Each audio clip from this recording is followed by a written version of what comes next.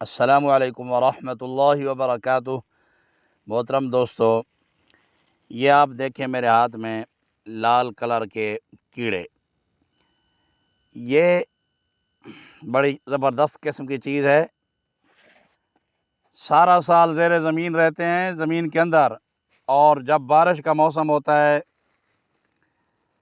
تو برسات میں یہ صبح صبح نکلتے ہیں۔ آج ہم آئے تھے واک کرنے کے لیے چھوٹے حکیم محمد بکیر کے ساتھ، اور یہ بڑے میرے دوست بیٹھے ہیں حکیم صاحب اصغر صدیقی صاحب۔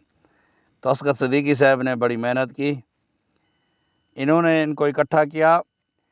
اسے عرف عام میں بیر بہوٹی کے نام سے یاد کیا جاتا ہے، اور ہمارے علاقہ میں اسے لال بھینس کہتے ہیں۔ چین اور بھارت باقاعدہ طور پر اس کیڑے کو فروخت کر رہی ہے۔ چین اور بھارت کے لوگ اسے بڑی مہنگی قیمت پر فروخت کرتے ہیں۔ اس کیڑے کا بڑے عرصہ دراز سے، سالیہ سال سے حکماں لوگ، اگر ہزاروں سال کہا جائے تو یہ جھوٹ نہیں ہوگا، ہزاروں سال سے حکماں لوگ اس کا طلا بناتے آ رہے ہیں۔ اس کا طلا استعمال کرایا جاتا ہے مردانہ کمزوری کے مریضوں کو، اسی طرح فالج کے مریضوں کے لیے بھی اس کا طلا کارآمد ہے۔ طلا کیسے بنایا جاتا ہے؟ ہر حکیم کا اپنا نسخہ ہے۔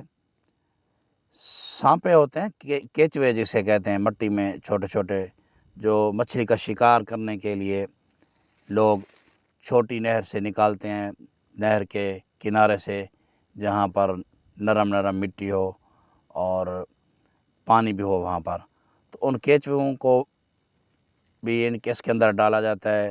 روغن زیتون اور روغن تل ہو گیا، ان چیزوں کو بھی بیچ میں ڈال کر ان لال کیڑوں کو جلایا جاتا ہے، پھر اس سے جو جلا ہوا تیل ہوتا ہے وہ بطور طلا استعمال کرایا جاتا ہے۔ یہ خاص طریقہ سے بنایا جاتا ہے، ہر بندے کا کام نہیں ہے۔